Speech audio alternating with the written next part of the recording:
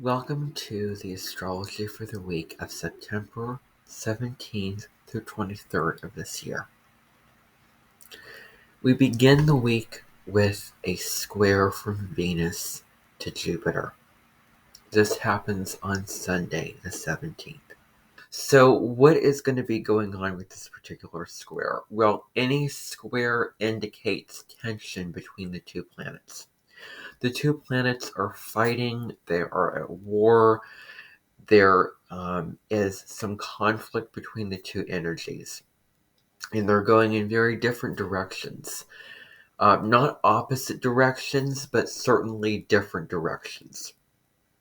So we have Venus and Leo wanting to put on a show and be very passionate and be very creative and express the love that you have from your heart, and be Venus and Leo is very dynamic and very focused on, am I respected and loved for being exactly who I am in this relationship?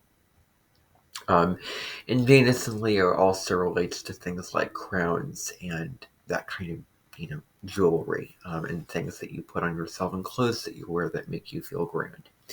Jupiter in Taurus is about financial abundance. It's about moving in the direction of what you value. It wants stability and security, and it just cares about the simple things in life, the finer things in life, like roof over your head, food, do I have enough money?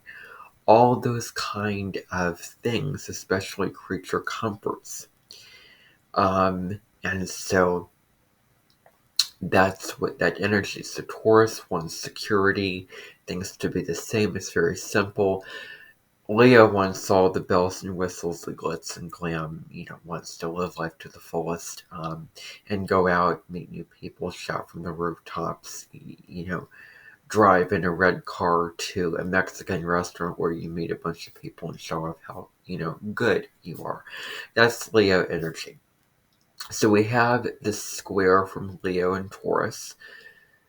Now, whenever you have a square from one sign to another sign, you're talking about the merging and the overlap of axes. So you have 4 signs in one mode. So fixed signs, in this case, are very stubborn and also very willful. Once they say that they're going to do something, they are going to achieve it to the ends of the earth. Fixed signs include Taurus, Scorpio, Leo, and Aquarius. Now, when 2 signs from the same mode, the other modes being cardinal and mutable, when 2 signs square each other, you're talking about, let's say, Taurus is opposite to Scorpio. And if Taurus is going to be squaring any sign, it's going to be the other axis.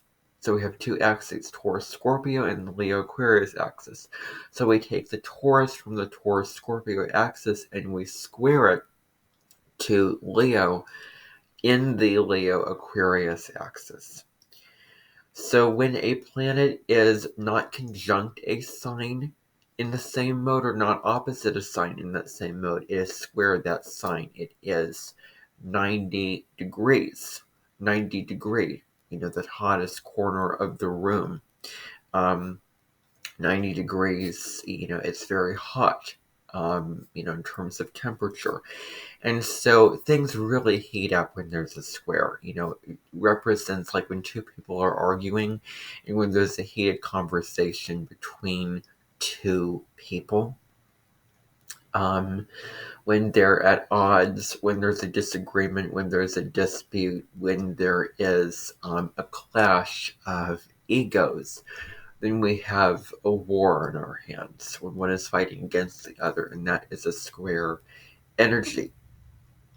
And squares also hone a light on what is not working for us, with shining a light on the downsides of whatever 2 planets are making that square, and it asks us to make a change in one way or another And when we can face the truth of what's not working, and then we make changes when we face that truth and have that awareness, we really can maximize and make the most of and use the square energy to our benefit and make it mean something for us.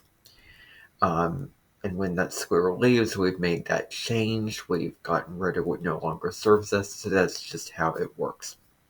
Now, all of that to say, Venus squaring Jupiter. This is an interesting square because Venus and Jupiter are the two benefic energies in astrology. Both deal with pleasure and luck and joy and abundance and love. Venus is what you love, what you find beautiful, what you are attracted to. Who are you attracted to? What kind of relationships do you enjoy? How do you want to approach your relationships? What are the people that most turn you on and light you up? And how, what is your love language, your love making style? It's also indicated by Venus, your Venus sign in your natal chart. Venus is also what you find joy in, what you enjoy doing. And then Jupiter is about, first of all, it is about growth and expansion. Wherever Jupiter goes, it just makes it tenfold. It blows it up to the extremes. Jupiter wants to turn up the volume. Jupiter is an amplifier. So it enters a sign, and you take all those themes, positive and negative things, and you just amp it up. You turn up the volume, as I said before. So Jupiter is about growth and expansion, and let's make the most of life. Let's, approach life, by the horns or, by the balls. Jupiter is, wants to have fun and wants to, overindulge. And that's the downside of Jupiter, is an excess of things, overindulgence. And what you find beautiful, what you find pleasurable, or full of pleasure in your life. And also, you may have a lot of great ideas for what you want to achieve out in the real world. You may have these dreams and visions and aspirations, but you don't really have the substantial, grit and bones and building blocks to, make it happen. There isn't a checklist where you do one thing and check it off the list. You're not actually building something concrete in the physical world. You just have your idea and your promise and your, your dream, but without the substantial follow through and manifestation. So, Jupiter in astrology is, your spiritual ideology, your spiritual outlook on life. It also corresponds to, philosophy. It deals with your moral and ethical values on life. So it's also a very intellectual planet. Jupiter rules Sagittarius, and Sagittarius is symbolized by the centaur, half human, half horse. The horse is the wild one, the free one, who wants to, make the most of life and, as I said before, take it by the balls. And then the human part of you is the intellectual, philosophical part of you. So it's known as the Great Benefic. It also corresponds on what you do for fun, your leisure activities, things that you do for recreational purposes. So this square, really doesn't make the two benefic planets all that drained and watered down. However, there are some aspects of this square that I want to get into. First of all, this square may make more people feel more outgoing on the social level, where you just feel all of a sudden you might feel the need or the want to go out and meet new people. You might want to engage with friends or talk to somebody or engage with somebody in whatever way that you want to, and meet whoever you want to and have as long of a conversation as you want with them. And this may be a good time to do that. If there's people in your world that you feel like, I wish I could connect with them on a more deep level, or have fun with them, or do things with them, or um, interact with them in some sense. This may be a good transit for that. So Venus is, Jupiter is a social planet. Venus is about connection and relationships. It just is a great attractor. That's what Venus is. It attracts in love and abundance, and connection. So it wants to bring people closer together. It wants to harmonize. So it's great for connecting with people and bouncing ideas off each other and learning and sharing experiences and really enjoying the value of good conversation where your mind is getting stimulated and you can open up your mind to new ideas. And yeah, so it's a more optimistic outward energy where you feel that it's easier now to have fun and get outside of yourself and engage with the world in some way, shape, or form. Um, so there is a luck and an optimism, and a warmth to this energy. But we are talking about a square, so the square highlights the negatives of two planets. Because it's a malefic aspect. Squares are very much correlated to the energy of Saturn in astrology, which deals with challenges and restrictions and limitations and setbacks. So, Saturn's where you must work really, really hard to try to, get to the top of the mountain of. So, I have a whole nother video on Saturn and astrology. I may link it below.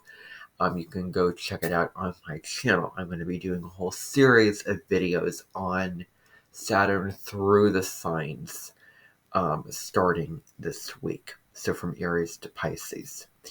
So definitely keep an eye out for that, and look forward to those videos coming out. I have the first video, the introduction to that series, where I talk about an in-depth explanation of the meaning of the planet Saturn in astrology. Now, this square may bring up some gluttony and some overindulgence. So, what are you overindulging in? What are you overdoing? Is it overeating?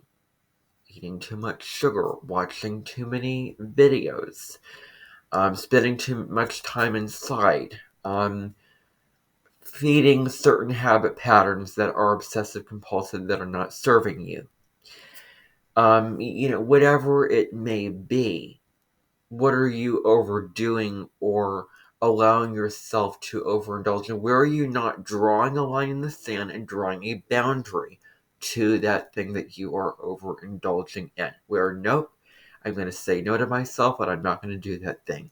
I'm going to cut that back. I'm going to respect myself, and I'm going to value my body.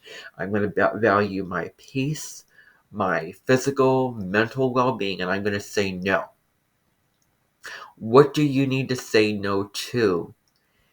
And it's not that you have to entirely go cold turkey and cut whatever indulgence you want out of your life. It can be cutting it back. Just cutting it back a little bit. Limiting it back just a little bit. Just a little.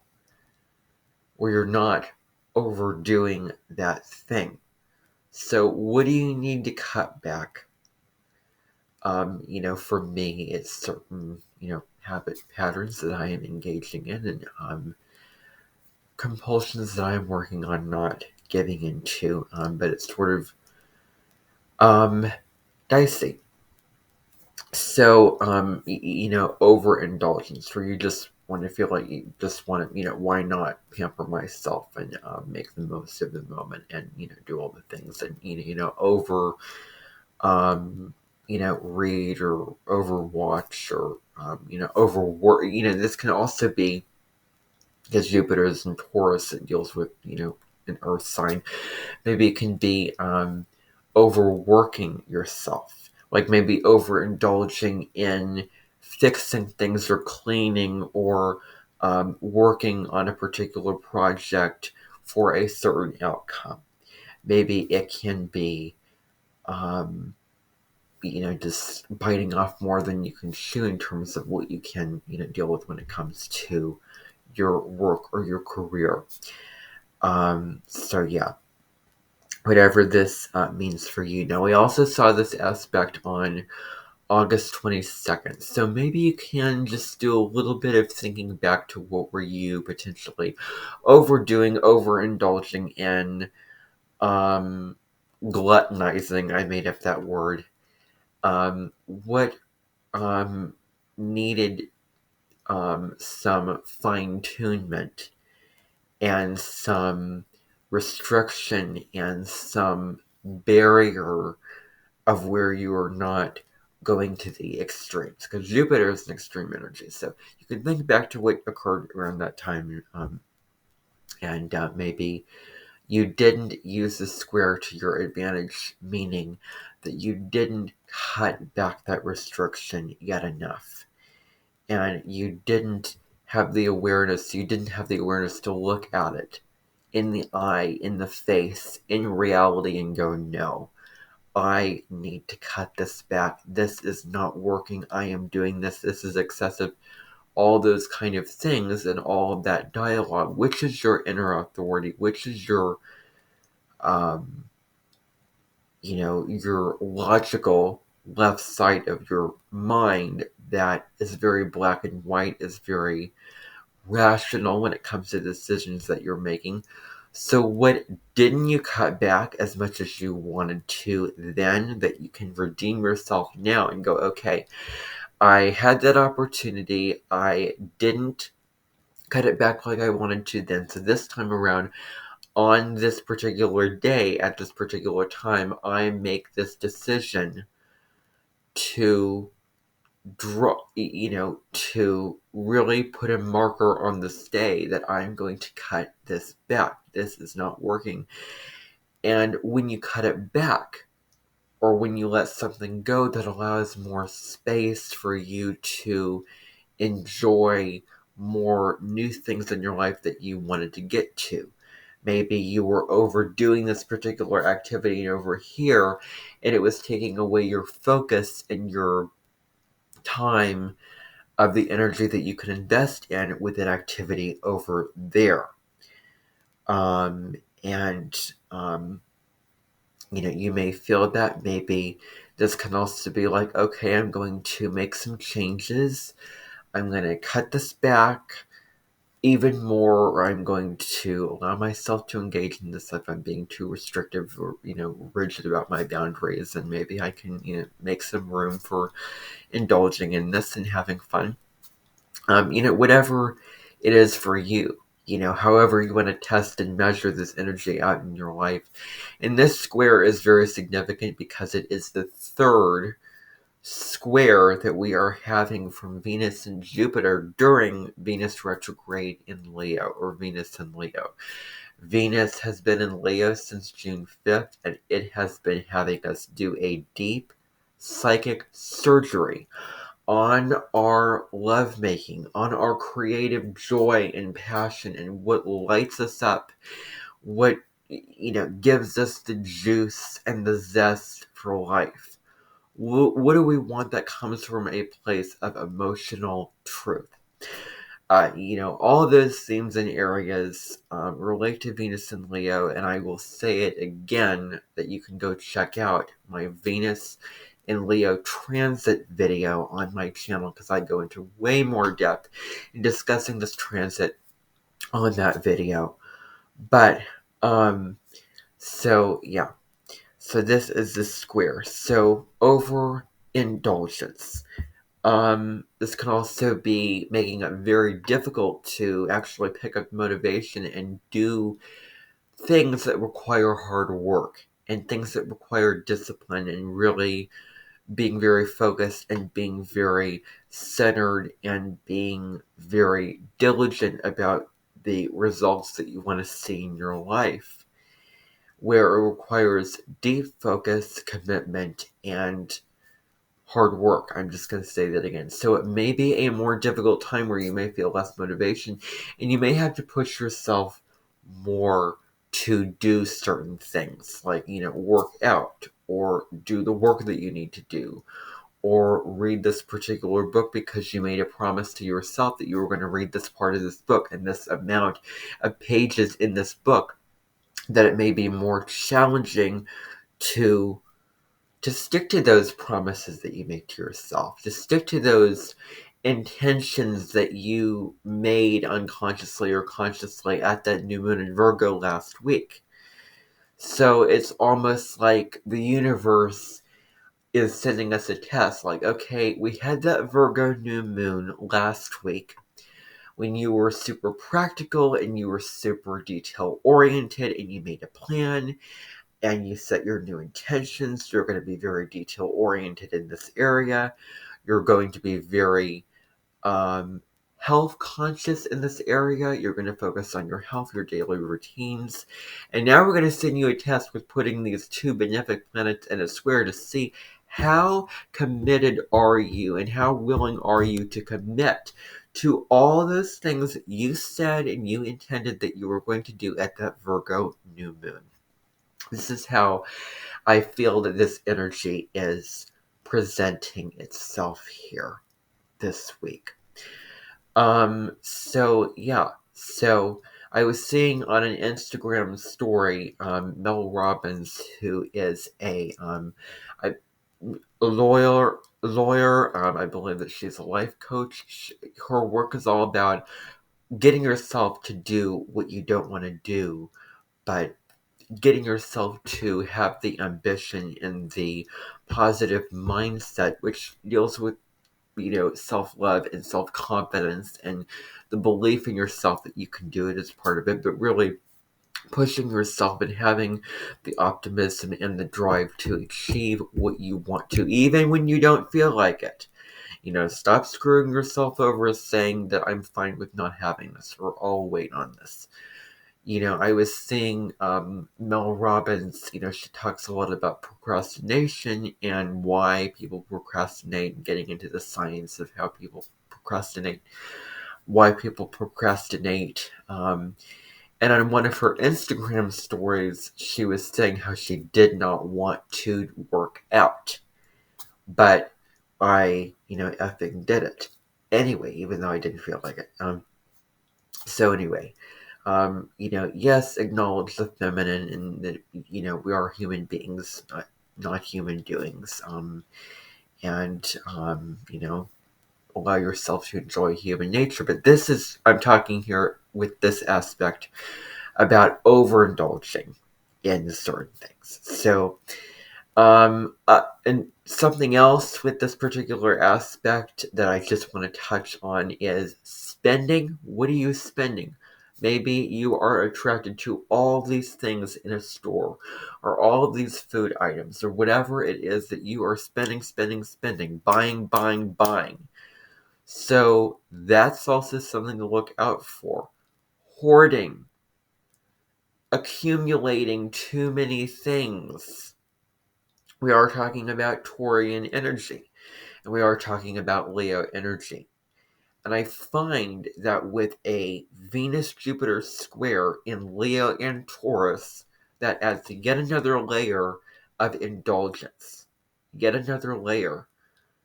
And I say that because Leo is very, very materialistic. It has an eye for what it loves and what it finds beautiful. And Leo just wants to live free and easy, basically. Live for today, live for the moment, says Leo. Says every Leo. Well, not every Leo, but anyway. Depends on what you have going on in your chart. And then Taurus can at worst be a hoarder. That's the south. If you have your south node in Taurus, then you might want to take a look at the things around your house that you do not need and give them away. Give them away. That allows more space for you to enjoy your life and find that sense of abundance that you are craving. Guess what? Taurus South nodes. It's not in the material realm. It is in the spiritual and internal realm. It is the wealth that you have inside of you, and it's about just enjoying things without having to buy things. That money can't buy happiness. Enjoying things without having to own them. Just enjoy what you have. And find a sense of gratitude in what you have already. So that is something good. So watching your money, watching your spending is super important. Maybe it's over giving to somebody, overdoing it with something, just an over generosity in general with this energy. So moderation is key. I will say it one last time. Whatever you're overindulging in, moderate it.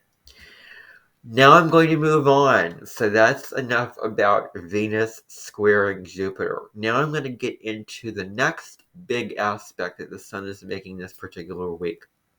This week's theme is the Sun aspects to outer planets. So all throughout this Virgo season, the Sun is making aspects to all the other planets, Jupiter through Pluto. So the Sun already opposed Saturn. It already was in trine with Uranus. It squared Jupiter, or it's going to square Jupiter on Sunday this week. So right as we enter the week, the Sun is going to oppose Neptune, and then it's going to trine Pluto. I'll get into the trine later on in this video. But the Sun opposite Neptune aspect. Oppositions are when planets are 180 degrees apart from each other in the sky. They are at opposite signs. So the Sun in Virgo is opposite to Neptune in Pisces at the latter degrees of Pisces and Virgo. When we have oppositions, we have the two planets not getting along. They are going in different directions. They're not seeing eye to eye. There is not necessarily conflict, but like this is going on. It's hard to come together. But integration is the medicine where we want to find the best of both worlds and pair them together. That's what we need to do with an opposition. How to use oppositions is we take the best of Virgo energy and Pisces energy and we blend the two together. So we take the best of being focused on the details of your life, your health, taking care of your physical body, having your feet on the ground, putting in the steps to achieve this goal, paying attention to the little things versus the dream, the vision for your life, the self-love and compassion for yourself when it comes to that process of getting what you want, trusting the universe. So that's the two the two positive sides of that energy, those two energies, Virgo and Pisces energy, that we need to blend together and we need to merge together as Pisces really wants to do and find the best of both worlds and find that sweet spot where we can move in one direction and we will be golden. Alrighty, so Sun opposite Neptune. Neptune is in its home sign. It's been there since 2011, 2012. It's going to stay there until 2025. And I just want to make a little note about 2025. That is going to be the year when the North Node is going to be moving into Pisces. The South Node is going to be moving into Virgo. And as the North Node's going to move into Neptune's domain, where Neptune's been for many, many years, Neptune is then going to move into Aries in that particular year. And that's where the North Node was prior to the North Node moving into Pisces on January 11th of 2025, which is a couple of years from now. But this is going to be super huge. So the North Node moves backwards, Neptune moves forwards, but it retrogrades for, about 5 months or so every year. So 2025 in its frequency appears to be a year where the world might need some help. People might need some help. Something may happen in 2025 that may cause for disaster, and it may be an intense year. It may be a very active, wild year where a lot of people need to look to their daily devotion, their spiritual practice, and get grounded. I mean, it appears to be a really significant and kind of maybe even a challenging year in some aspects. So Neptune's going to move into Aries in that year.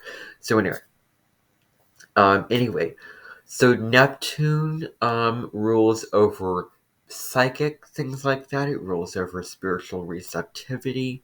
It rules over the divine feminine. And Neptune governs living at the 5 dimension. It's a really popular spiritual concept now where you are living from a place of a higher frequency. Neptune deals with what is ethereal, what you are doing that is higher vibration, high frequency. Is it any form like music and all those kind of things? It rules over film, it rules over singing, it rules over tapping into divine love, it rules over just sitting on your couch at home and getting into an altered state and tapping into love, oneness, inner peace. And true love for others comes from you nourishing yourself and tapping into love for yourself. Neptune really deals with spiritual self-love. And Neptune's retrograde, so we are doing some deep work on healing and accepting ourselves and spiritually nourishing ourselves. And Chiron's retrograde, so we are reviewing how we respond and react and how hurt we are based off of the wounds that we have. So it's reviewing what we feel to be our wounds. That's Chiron retrograde. And I speak about that in the weekly horoscope for the week of July 23rd through the 29th of this year. You can go check out that video to see what I have to say about that, because I go really in depth with it. But anyway, so Neptune rules over all those things, altered states, love. I could go through a whole list of traits that Neptune rules over. And it deals with just love for ourselves and others in the deepest, highest spiritual way. Venus, in astrology, the planet of love and relationship, is exalted in the sign of Pisces. So it's like Venus is love, but then Pisces is like, turning up the volume. Where, Venus is just, it gone to heaven. And it's in Pisces. And so, anyway, Neptune. Also, we are talking about an opposition here. So this video is not about Neptune. So, oppositions are, 180 degrees. So we're talking about illusions, disillusions. Those are downsides of Neptune. We're talking about boundaries. That's actually the first thing that I want to speak about. Your boundaries may get crossed. Maybe, maybe not. Be aware of if your boundaries are getting crossed. What are you taking in on an energetic level, and how is that affecting your system, your mind, your spiritual well-being? Is it uplifting you? Is it calming you? Is it bringing you peace? Is it bringing you love into a state of spiritual oneness and contentment in your life? Or is it pulling you down, dragging you down, instilling fear in you, instilling pessimism, or um, where you're caught up, like watching the nightly news and caught up in how, whatever's going on in the 3D level, as Pam Gregory talks about, where maybe, just like the Venus Jupiter square, over watching the news and getting that into your system, and then it's affecting you on an emotional level, for example, and it's making you feel very dark and gloomy and very unoptimistic and very, maybe even anxious and depressed and in a state of sorrow about life. So drawing healthy boundaries to the people that that drain you, that emotionally, mentally exhaust you, that make you angry, that cross your boundaries, all those kind of things. But actually, we can take a look at boundaries as we are the only ones to cross our own boundaries. It is up to us, the sun, you, the individual, the identity, the giver of life to yourself and others. You run the ship. That's the sun. The sun is who you are. You live your life. Basically, you live your life. You be you. Just be authentic. It's very, very, very simple energy. And so you're the only one to cross your own boundaries. So where do you need to draw healthy boundaries? If it's too good to be true, it is. If something looks good, inviting, interesting, whatever it is on the surface, on the shiny surface, that's all glittery and filled with gold and all those kind of things like that. And see how when you're presented with an opportunity, if something feels like it's so good that it's too good to be true, it's too good, it is too good because it's not real. The siren song. I mean, I feel like I keep coming back to this analogy over and over again in this comparison. And, the Odyssey that the sirens singing is just so inviting. It's too good to be true. I mean, that is something to watch out for here. So take off the rose-colored glasses and tap into your intuition. Does this opportunity feel right? Did I mention the day that this aspect is occurring? It's September 19th, if I didn't mention it. So if it does not register as feeling right, if it registers as something is off here, something feels too good to be true, then I would not take advantage of that opportunity and just pass it on by. Just say no. Just, don't look, as the saying goes. So, another aspect to this opposition is not really wanting to say things as they are, not wanting to face reality, where you just want to escape and go off, do your own thing. So it may be difficult to see things clearly, to understand things clearly, because the sun is your conscious awareness. It is your rational, logical view of life. It's right. Mercury is the closest planet to the sun. So Mercury is the mind, how you think, how you communicate, and your logical view of life. And the sun is your conscious awareness. It's, the power generator. That's what the sun is. So when it is in opposition to Neptune, it may be hard to get out there and face reality.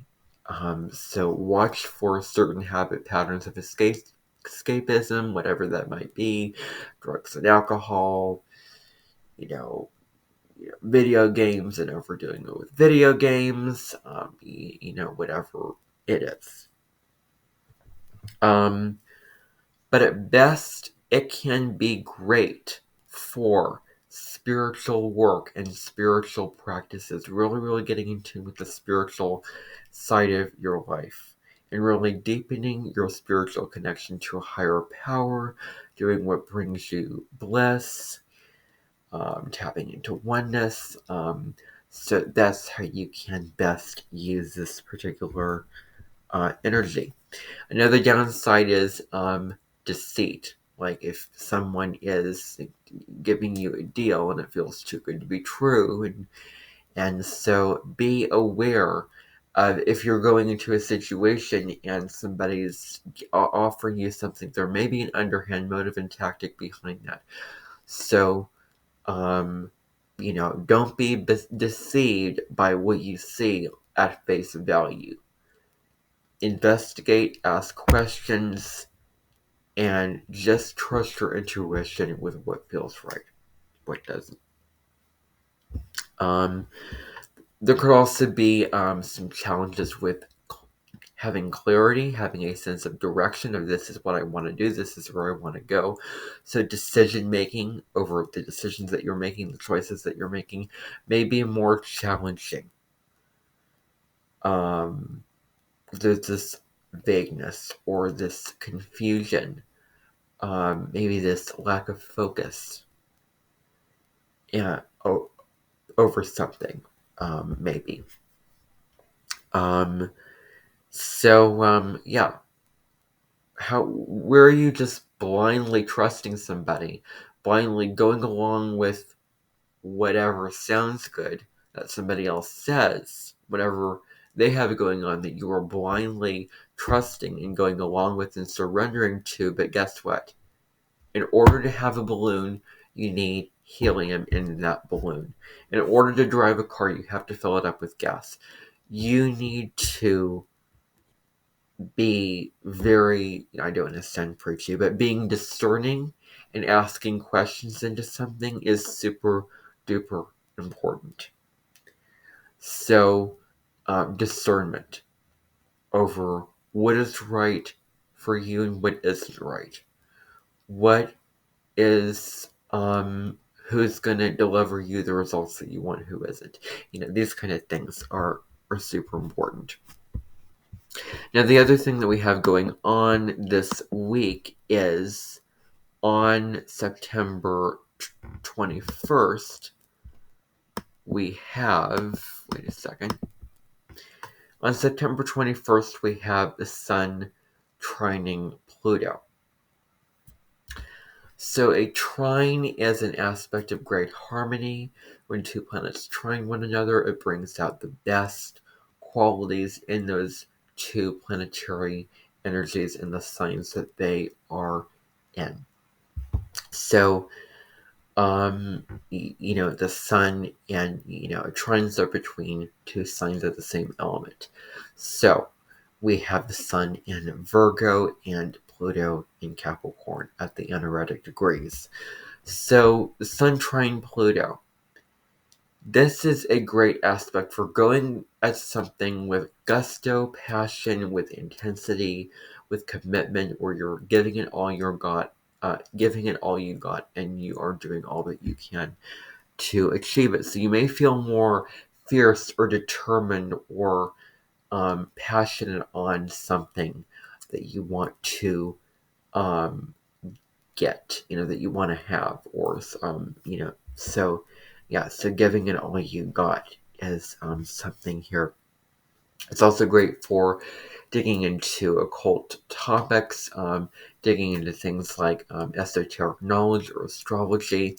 And it's great for digging to the surface of things, really, really investigating, finding the true answers of something, where you're going deep within the depths of something and you are digging up, like an archaeologist digging up something and finding what is underneath the surface of things, and then revealing up that treasure, that that discovery that they've just came across. They didn't just come across, they dug into the dirt to find that, whatever it is, that skeleton or that fossil from a dinosaur or something like that. So it can be great for digging deep into the root core of something to find the absolute truth of something and not giving up until you get there. But this can also be an aspect that deals with, that has a very spiritual energy, a very dark spiritual energy. Pluto is the dark spiritual sort of codon. This can be where you might have a profound spiritual experience that may be not all that profound. It may be just a realization or some type of profound spiritual experience where you transform something. It can be small or big, where you transform something, where you let something die that no longer works for you. Where you eliminate something, where you let go of something. This is an aspect that deals a lot with, purging things, eliminating things that don't, no longer work for you. And the sun is personal power, and Pluto is definitely empowerment and definitely power. It deals over power. The P for Pluto stands for power. So you want to harness your power in huge ways. So harnessing that power that is vested inside of you, and using it for whatever you want to see in your reality. So what do you want to fight for? What are you willing to go after that you can't be quiet about? And then Pluto is also about true strength. So finding true strength that has nothing to do with how muscular you are, nothing to do with how strong physically you are, but it deals with you have this strength because you've endured this crisis, or you endured this experience that was really difficult and cumbersome and monotonous, and and it did a number on you, and you got put through the ringer, and you had a challenge, or or whatever it may be. But through that experience, through those tough times, you rose out of that like the phoenix rising out of the ashes, and you found strength and resilience from that experience. This can be great for tapping into the motivations of other people, tapping into what is going on in your environment, in your physical space, in your life, where it would be good to dig below the surface of what's going on and have deep conversations with people to understand what they really want and what they're really feeling and what's going on for them at a psychic, spiritual level. So yeah, having those kind of deep conversations, and self-realization, finding that power within yourself, finding that light within yourself, is something also here. Now, this is the last week of Virgo season. We have the sun entering Libra on September 23rd. It obviously marks the autumn equinox, and I believe that I have a live stream that I'm going to go on when talking about the meaning of the autumn equinox in spirituality and astronomy and astrology, and maybe getting into an oracle reading or something like that. So I may end up doing that celebration for that live stream on next weekend. So I'll announce that in the community tab of my channel on Facebook and Instagram sometime, maybe not, I don't know, when we get closer to that time. But the sun is entering Libra on September 23rd. So, in astrology, although this is not necessarily what I believe, the sun is considered detriment, or no, the sun is considered fall in Libra. So the sun is about you, who you are, your ego identity, your image. The sun is the center of who you are, that you radiate out and you spread all of your light and warmth to everywhere else outside and around that circle. The sun in Libra is what is on the outside of that circle. So the sun in Libra can be checking in with people and overly accommodating, and do you mind if I do this, as opposed to just doing it just because you want to and you feel the fire and the impulse to do that, which sounds a lot like Aries energy. And the sun is exalted in the sign of Aries. It rules the sign of Leo. And the sun in Gemini is sort of in the middle in terms of the comparative pecking order of the sun through the signs and astrology. So the sun in Libra, this particular go around, and Libra season next year. So for the 30 days from September 23rd through October 22nd. Last year, by the way, we had something super profound. We had what was considered to be a Venus-Sun conjunction, or what is considered cazimi. And cazimi means the heart of the sun. So when the sun and when another planet is close to the sun, and the sun brings out really beautiful parts and aspects of that planet, it is considered cazimi. When the sun burns out that planet and takes its power away, where it gets too close in the sun and the sun burns it away, it's considered combust. So that's a little astrology terminology. And I may introduce what the moon void of course means when we get to the full moon in Aries on the 29th of September of next week, when the moon is not making any aspects to any of the planets. It's going to be a really wild full moon. I'll talk about that when we get there. We'll see what I want to talk about when we get there. We had that conjunction of the sun in Libra at 29 degrees and the Venus in Libra at 29 degrees, both about to move into Scorpio on October 23rd, the day after. So we had that aspect last year. And so this Libra season and next Libra season are going to be more profound. Why? The South Node is in Libra. So this season of the Sun in Libra is illuminating what we are working with the South Node in Libra, North Node in Aries themes. So we are purging tendencies of being too people-pleasing, too overly accommodating, where we are so tuned into the environment and we have all this information, but we're not doing anything with it. We have all these choices and options, but we're not making a decision and going after something.